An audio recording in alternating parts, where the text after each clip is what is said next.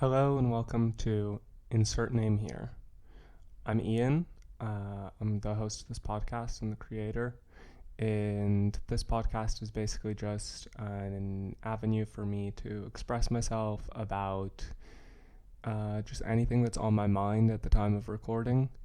Over the past week specifically, that's mostly been thinking about music that's meant a lot to me this year, and albums that I thought were particularly good from this year. So I'm going to start it off with Genesis Owusu Struggler. This is an Australian artist. He's very young. He's in his early 20s, and it's his sophomore album. His first album was Smiling with No Teeth from either 2020 or 2021, and that album was really good, quite heavy thematically, mostly dealing with questions of depression and racism, and those were specifically sort of shown through metaphors of dogs, about these big black dogs that haunt him and always chase him, and specifically the themes of depression in that album I found very easy to identify with and well laid out, and the instrumentals of the album are just really interesting. It's a very varied palette, so you get some very industrial hip-hop, Death Grips sort of inspired songs, but you also get some very mellow rock tracks and some R&B tracks that are very interesting. So this new album, it's a couple years on from his previous one, which was a big success for him and really made him sort of quite well known back in Australia, but also more of a global artist. So with the second one, he's dealing with certain issues that popped out of that and becoming a more well-known and famous figure. So there's, a lot of questions of not being home, a lot of themes of not being home and lacking as a presence in the life of the people around you. But there's also a lot of questions of personal significance in terms of am I as a person significant in the grander scheme of things, stuff like that. And the whole narrative of this album is sort of shown through his embodiment of being a cockroach. So he puts himself in the position of a small insect, the sort of thing that one would generally consider unimportant or valueless. And he questions how can he, as a person, with how large the world is and everything, provide value or be remembered to a certain extent. Not that fame and vanity is necessarily his central sort of obsession on the album. It's more that he's trying to show the insignificance he feels by portraying himself as a cockroach. And the central battle of the album, or that the narrative is sort of built around, is his fight as a cockroach to be identified and perceived by God. So throughout the track list, there's various reference to this. One of the main points of reference intertextually is also Metamorphosis by Kafka, and just his general ideas of absurdity and how insane the world is. But rather than looking at this as a man who's turning into an insect and how this changes him, he already, at the start of the album, perceives himself as this insignificant insect, as this small thing. And it's more him trying to come to terms with to what extent does God see you? And even if he does, what does that mean? Just because he sees you doesn't mean he's going to help you with things and stuff like that. So the instrumental palette of this is quite varied. Again, taking inspiration from a lot of different things. There's a lot more emphasis on funk and R&B on this album than the previous one. Rapping sort of takes a backseat on this. There are a few rap tracks, but it's mostly R&B, funk, a bit of rock, depending on the track.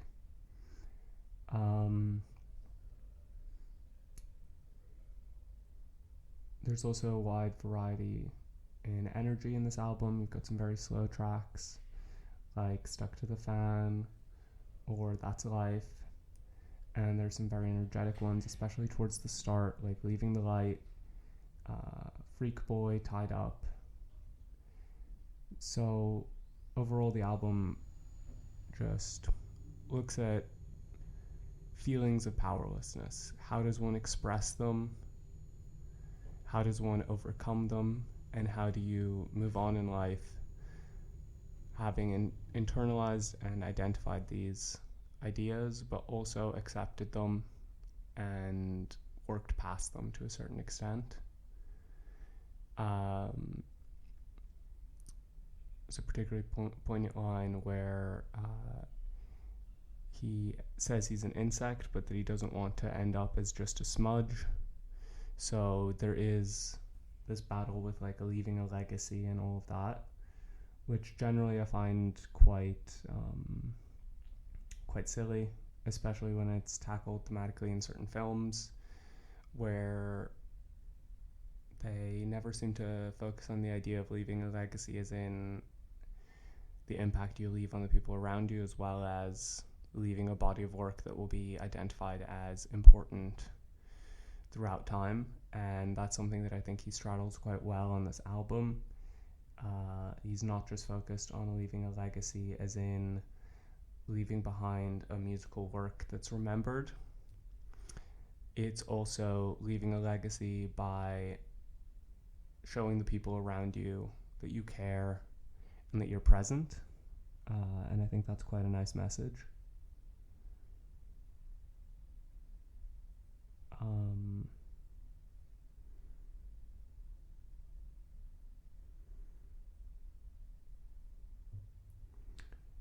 Once again, questions of racism do come up, especially on the song Balthazar, where Genesis struggles with the idea that people love him and the art he makes, but if he weren't making that art, they wouldn't love him. That the love for him is superficial and only exists so long as he makes art that people enjoy. So in that way, it does speak to a sort of prevalent theme in a lot of, especially black music, of trying to deal with the fact that they generally end up having overwhelmingly white audiences, and questioning whether the same empathy would be shown to them if they hadn't made the music that they'd made, if they were just a black person. And I think that's tackled in a very interesting and catchy way through that song. So to wrap up with this album, I'd say one of my favorites. It was one of my most anticipated of the year because I did love his previous release so much. I'd say particular standout songs are the first song, Leaving the Light, Tied Up, which also came out as a single, What Comes Will Come, and Stuck to the Fan. Stuck to the Fan as a closer sort of brings the themes of the album together and spends a minute thinking about what does it mean to accept all of these different elements of life, and how can you incorporate them in your everyday in a way that's healthy, while also identifying that they're not necessarily elements that you're happy being stuck with. So, those are all my thoughts on that album. I think overall it really is just a great piece of work. It's really short, only 11 songs, 38 minutes. Definitely worth a listen to. I will be linking it in the description. I may also play a song now at the end, or a snippet of a song, so you guys can check that out later as well. There was also an absolutely amazing live performance that was recorded by Red Bull as part of their a program that they do in Australia, where they rent out the Sydney Orchestra House, and they had Genesis come in and play with like a full orchestra. It's really beautiful, definitely worth checking out. Mostly songs from his previous albums, but a couple of songs from here as well. The singles, so I think that's Only Leaving the Light and Tied Up, but absolutely amazing to see him and hear him performing these songs live, because he does really add so much, especially visually, to the performance. He's a very visual performer, and I wish I had gotten to see him live. Unfortunately, he's only coming to London, Paris, and Berlin on the Europe leg of his tour, but absolutely insane performer. That's also worth a listen and will be linked in the description. So now I'm going to move on to... Okay, so the second album I'd like to discuss is Scaring the Hose by JPEG Mafia and Danny Brown. Each of them are in their own rights very influential and groundbreaking artists. As far as Danny Brown goes, he's been rapping for coming on 20 years, and specifically his 2013 album XXX and 2016 album Atrocity Exhibition. Those are highlights of his style. They really show the sort of deranged, manic energy that he's going for. There's also a large focus on drug and alcohol abuse on those albums, and the downward spiral that those led him to, especially on Atrocity Exhibition, which is basically an homage to how his life has hit rock bottom. It's a really beautiful album, great production, just insane sounding from start to finish. Very aggressive and painful to listen to, not really a fun sort of everyday listen, but it really is him just putting on display the most pained and hurt parts of his soul for everyone to look at, and to show off just how living his lifestyle of depravity has hurt him. That was followed up in 2019 with You Know What I'm Saying, where it was much more positive and he was on the up and up. And then JPEG Mafia has been producing and rapping since the mid-2000s. His music, especially under the name JPEG Mafia, has been very political and very abstract. It's very singular in a way, because a lot of the people who people think he's influenced by or is copying actually turned out to be him under pseudonyms, so that was interesting. But he has a really long discography if you go through all of his different names. But he really started breaking out with the album Veteran in 2018, which is just a great sort of aggressive industrial rap album with some really creative sampling and just some very confusing soundscapes. A lot of the time, it's really difficult to figure out how he makes some of these sounds. It's a really cool sound, honestly. And he has managed to find his own sort of space in those noisy metallic beats, and he just sort of flows through them. He really finds his own pocket in there, and he sounds great. So this is a collab album between the two of them, between JPEG Mafia and Danny Brown, that they were teasing for a few months and finally came out this year in March. And it really just works from start to end. They're both really funny. They have such unique voices and deliveries. It always really works well, and they approach the songs in such different ways, with JPEG Mafia usually being a bit more direct and aggressive, and Danny Brown using his sort of high-pitched nasally tone to just sort of sneak around like a percussion instrument. It really works very well. So JPEG Mafia did all of the production on the album, and there are a couple of features that are quite good. But the whole album is just very hard instrumental beats mixed with these beautiful and lush soul samples, and sometimes even pop song samples that are just thrown in the most interesting and unexpected ways. And none of it seems like it should fit or work, but it does. And it really, the whole album just feels like something that only the two of them could have created together.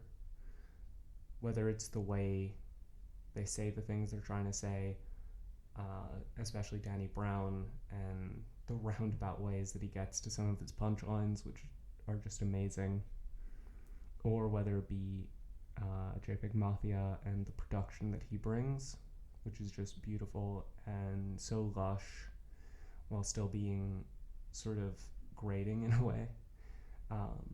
There's like no justification for such experimental songs to sound so catchy, but they really do. Especially the opener, Lean Beef Patty. The title track, Scaring the Hose. Kingdom Hearts Key with Red Veil. Jack Harlow Combo Meal. And I mean, the lyrical topic is mostly just, we are better than you, you're so bad at rapping, we're so good. Which, you know, can get a bit boring, and I can see a lot of people getting bored with it, but they are so inventive in the ways that they get to saying that I can listen to it on repeat for hours. And just that energy that's brought all the way through the project, from the production to the screaming and shouting vocals, it's very infective. But when you hear some of the samples being used, and you think for a second, you realize there is absolutely no way that they are making money off of this, especially considering they're giving it away for free on Bandcamp as well. I mean, it's not free, it's pay what you want, but you can choose to pay €0 for it, so they're making it widely available not only through streaming but also through other services where you can just download it. And at the same time, they're obviously pouring so much time and money into it just from the samples that they're really just doing it for the sake of art. The aforementioned Danny Brown album, Atrocity Exhibitions, there was a great interview with him where he revealed a couple of years ago that he was still in debt. I think it was in like 2021. He was still in debt from that album that he had made in 2016. because the samples and the way that he went about making it was so expensive that he never managed to recoup those costs. So he's still in debt to the label for that album. And then seeing them use not only like very obvious samples like Milkshake, but also just really creative sampling without a regard for, oh my god, this is going to cost too much. Not letting the financial side inhibit their creativity is really commendable on this album. And I think they really pull it together in a great way. Even if, for a lot of it, they're not necessarily saying stuff of particular substance, it still really comes together. There are a few things that I could see really putting people off of this album, particularly the very online vibe and energy it has, as evident with the title Scaring the Hose, the various references to video games or online personalities in the track list. I suppose there's also the audience argument, which is fair, and I feel like I play into a lot, towards the cliche of nerdy white online guys being super into JPEG Mafia and Danny Brown, but what can I do? They just make such interesting and fun music. But other than those, I really don't see any arguments that people could have against this album. It really does just deliver from start to end. It's great. Next, I would like to talk about an early contender for my favorite album of the year, the Lil Yachty album, Let's Start Here. Now, this album came out at the end of January, so start of the year, and it really got the year rolling for me.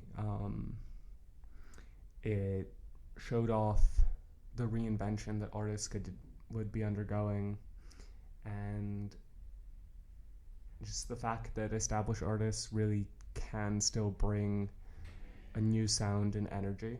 Now, obviously, I'm not saying that the sound is that it's revolutionary or anything. It's quite derivative in parts, but I really feel like Lil Yachty puts his own spin on it, and I think that for his career arc, it really is an interesting record to look at.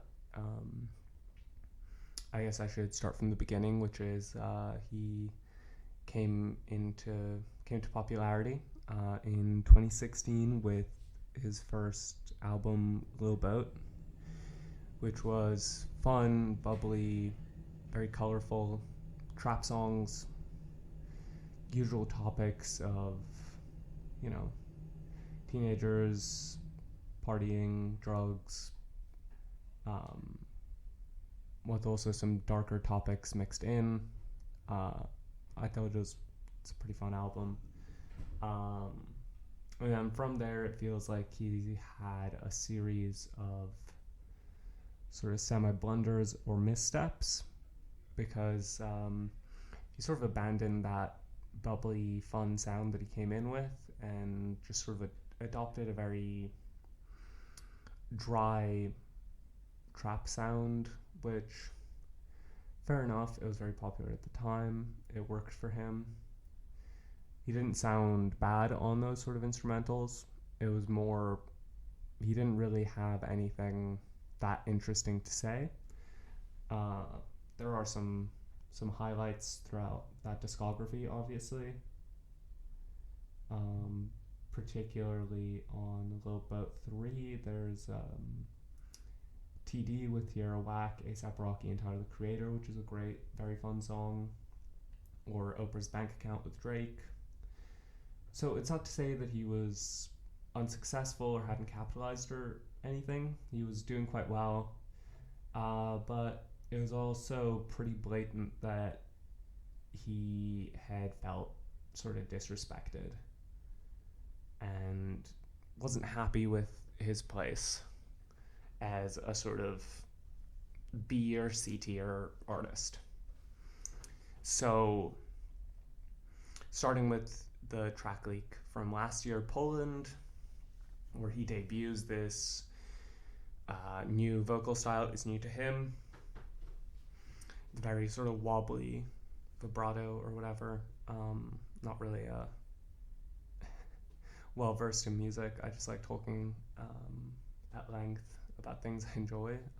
But he had that sort of wobbly voice, vibrato sort of thing going on. Sort of reminds me of like the sort of Post Malone goat noise, I guess. But he debuts that sort of sound on that track while still going in a more sort of sing-songy direction rather than straight up rapping. And then with this new album, Let's Start Here, he expands on that sound in such a monumental way. And it's easy to forget that this guy he's only 25. Like, in the grand scheme of things, he's still a very young guy. Like, that's only a few years younger than most of us on campus. And it's really impressive what he's managed to do so far in his career. But what's equally impressive to me is that he was willing to deviate from that so far.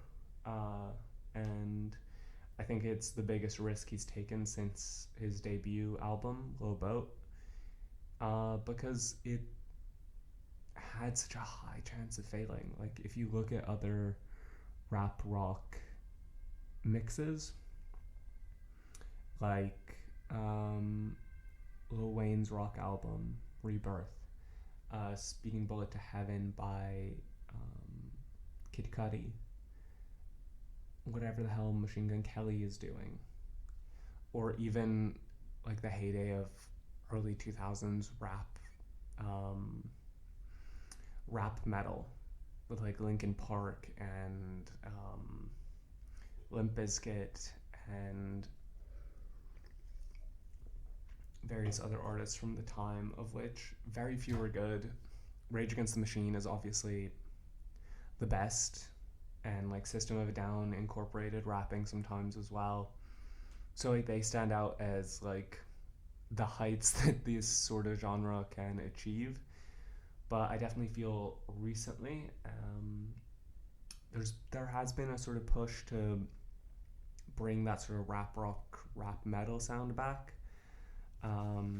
Like it's definitely a sound you hear a lot with artists like Paris, Texas, Group Therapy, Tizo Touchdown plays with that sound a lot.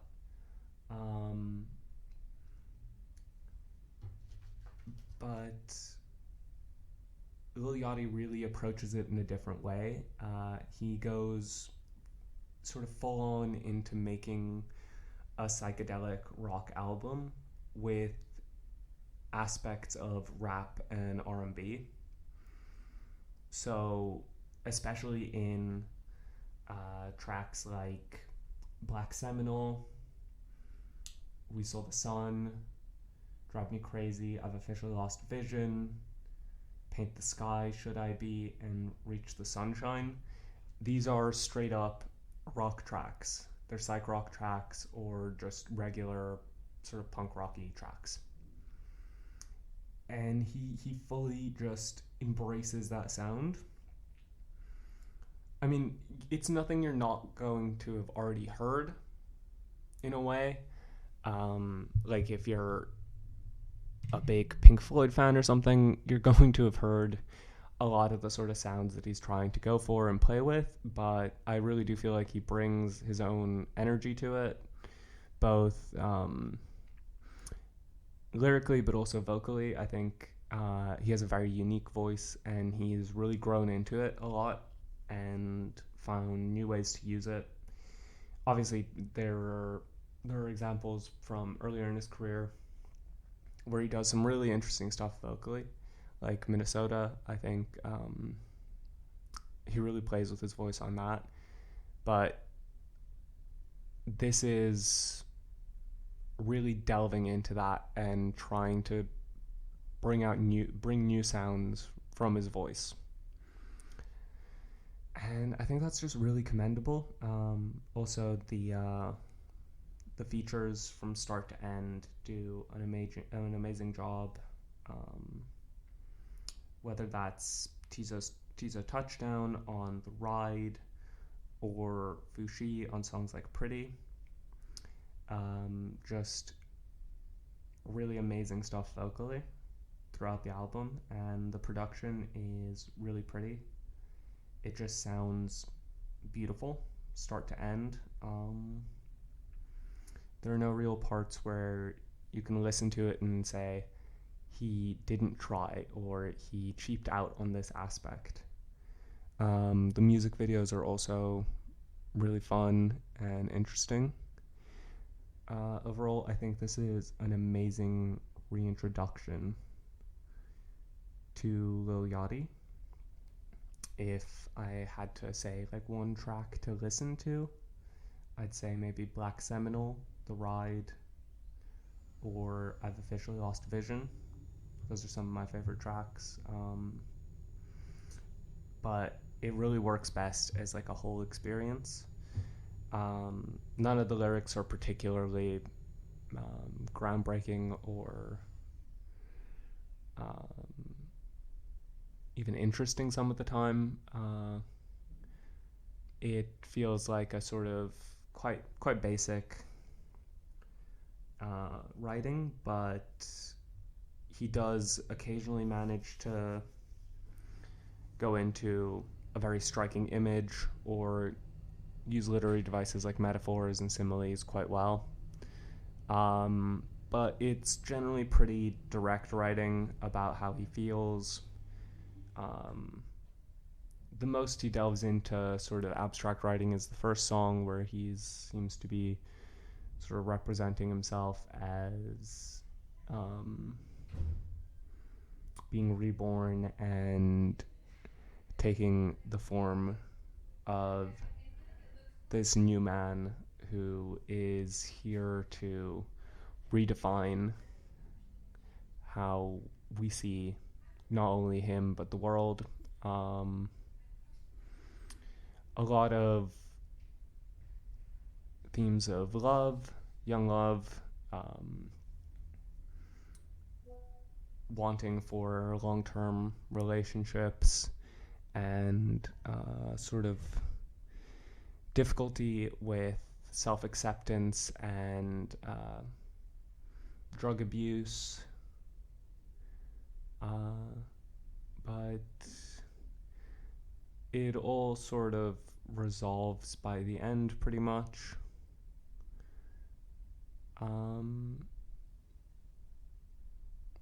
It's really just a fun trip with Lil Yachty, and it sounds beautiful.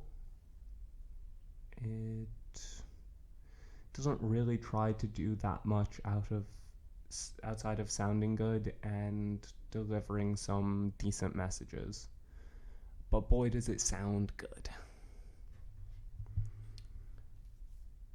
Then next, I'd quickly like to touch on Eve Toomer and their new album, Praise O Lord Who Chews, but which does not consume, or simply Hot Between Worlds.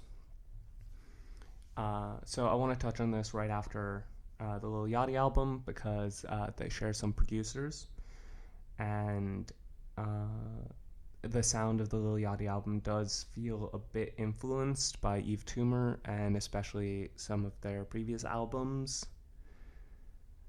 And they really do embrace this alternative rock, psych rock sort of sound. Very psychedelic, very fuzzy guitars, hard drums. The production is very clean. You can really hear everything. And Honestly, it's just a strong recommend. Nothing particularly jumps out at me from this album. There are standout moments, and there aren't that many standout moments, really. Uh, there are some fun, catchy choruses, but it's sort of understated, very moody, intimate.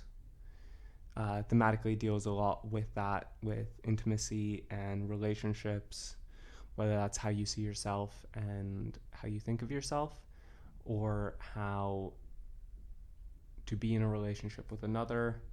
There are also a couple of tracks about abusive relationships, both how someone contributes to them, but also how difficult it is to leave an abusive relationship. So, some quite heavy themes on this album. So, I wouldn't recommend it if you're not into that. I mean, basically, all of these albums deal with quite heavy themes, except I guess the Lil Yachty record. That one's more just a fun psych rock album, really. But I recently went to Eve Toomer's live show, which was absolutely amazing. They had a duo from California called Nation opening for them rather, who were also quite good, very techno-y sound, which I'm not as big into, but they really got a great energy out of the room, got everyone really hyped up and ready for the next performance. But Eve Toomer, an amazing performer, not quite capable of hitting some of the notes that they do on the recorded thing in person, but honestly very understandable. They really put a lot into the presentation and being very physically present when performing. Their band was absolutely amazing. The guitarists were great, and the bassist was out of this world. The drummer was also really good. Unfortunately, the drummer did not get to do a solo. The other two did, so they do sort of stand out a bit more. But yeah, honestly, just amazing album, really worth a listen. Very, again, sort of cold sounding a lot of the time, not very warm and open.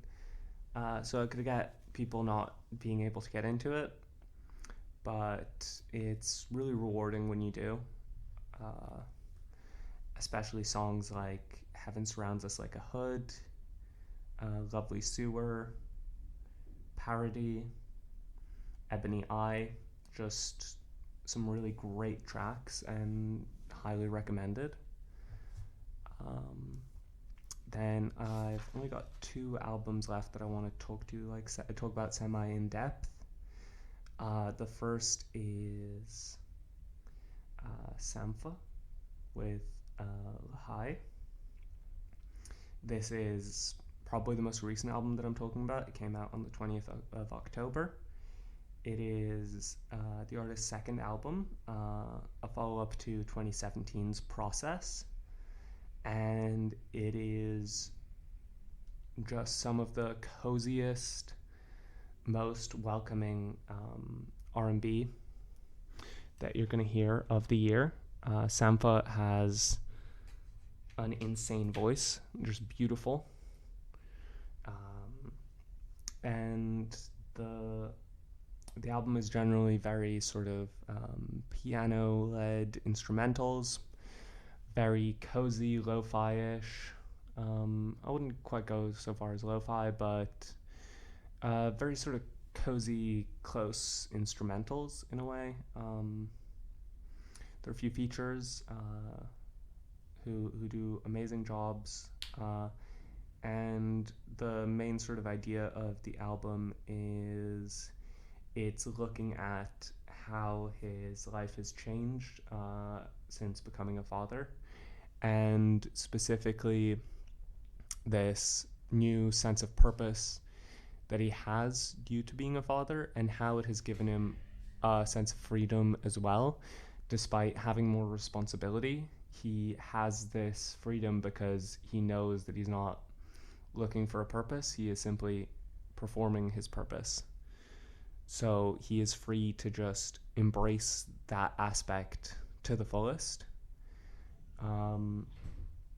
There's also a lot of allusions to Jonathan Livingston's short novel Seagull, and that's also something that deals a lot with freedom through traveling. So this album is really just an expression of gratefulness for the life that he has, how he feels like he has a purpose and a direction in life, and this purpose and direction gives him the freedom to be able to create meaningful art. And it's just really beautiful, touching, great writing throughout, really, and just a loving album from a father to his daughter. It's very cozy and warm and wonderful, for lack of better words. I'm gonna move on to the last album that I quickly want to cover, because I'm starting to repeat myself on this one. So the last one is Jeff Rosenstock, Hell Mode. So Jeff Rosenstock is, he's not particularly well known, but he's been a large part in the sort of indie punk scene in the US for coming on 20 years. He's been a part of a few different bands over the years, and over the past decade, he has broken off and mostly been a solo artist.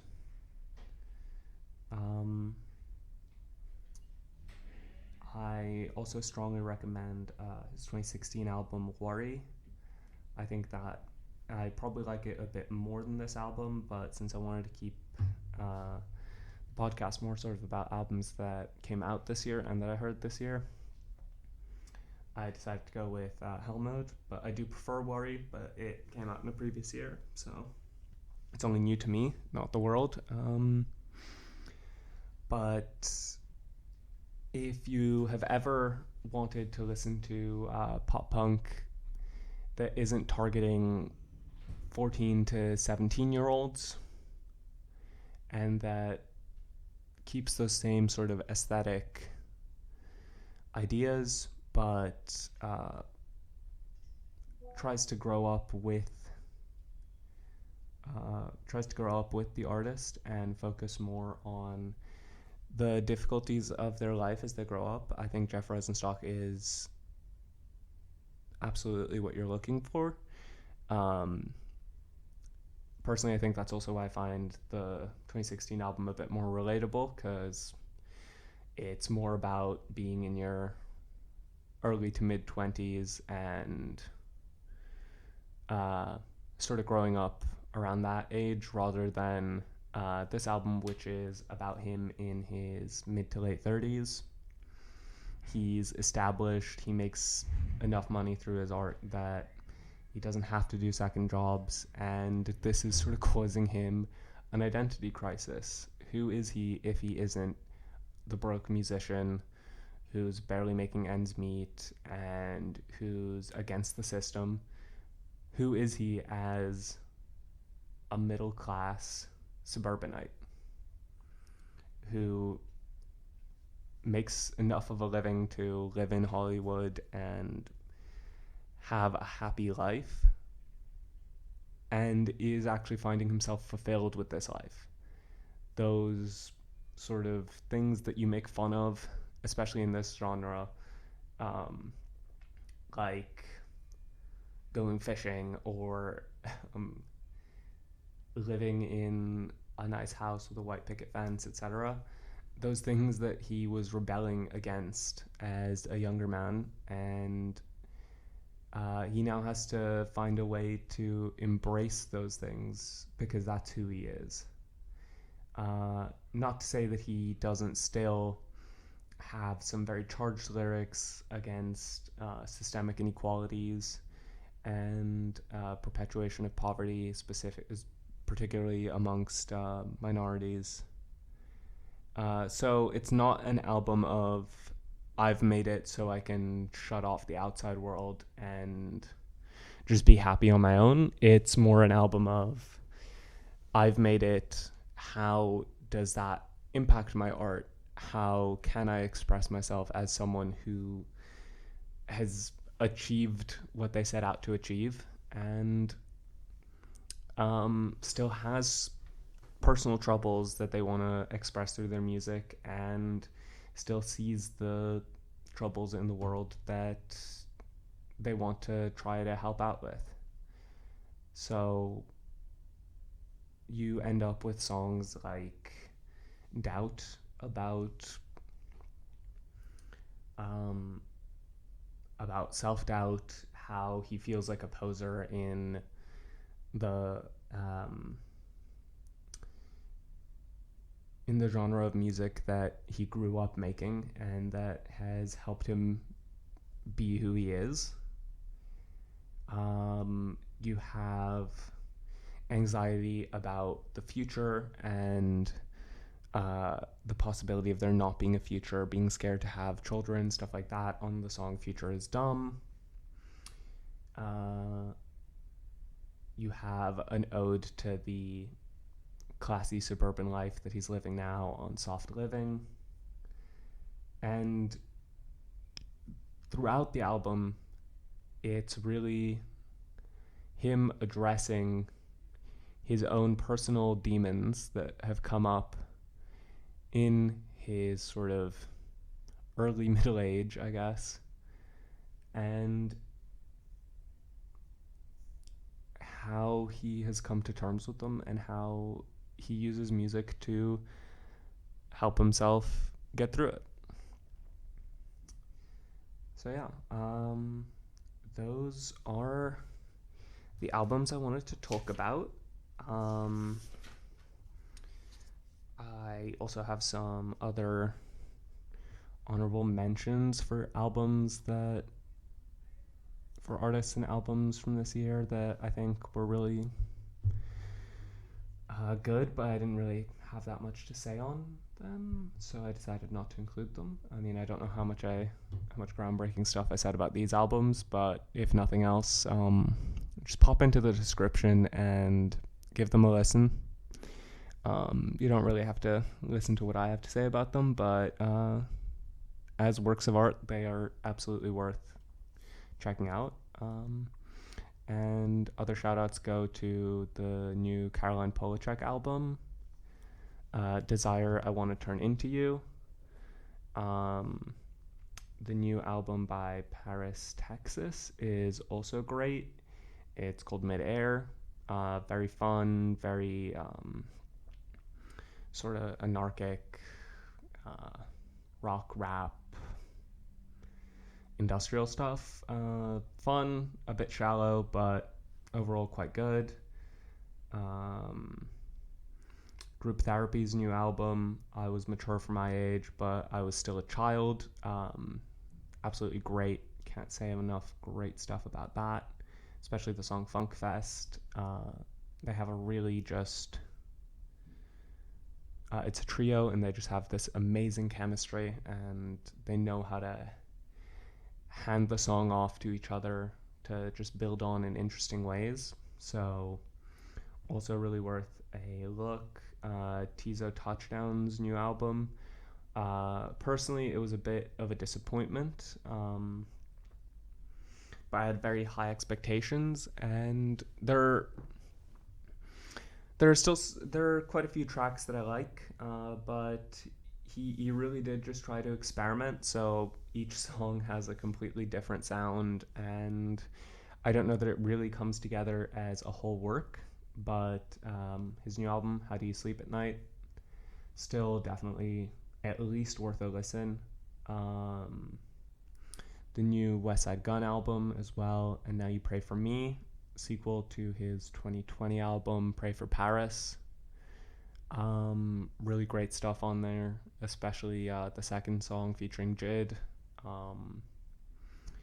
That song is amazing, if nothing else.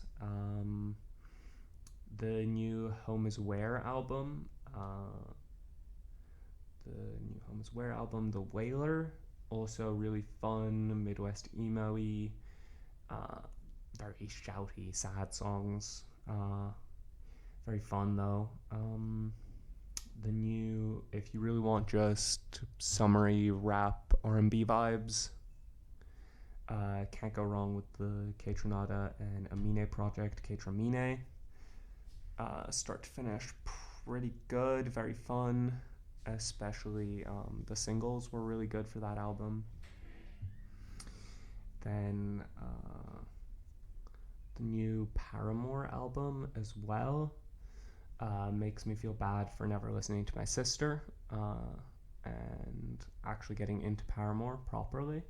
But their new album, This Is Why, great, and they've done a redux where they bring in various artists to re-record the songs, which is also really, really good. They have some really fun songs there. The song covered by Wet Leg for them is great.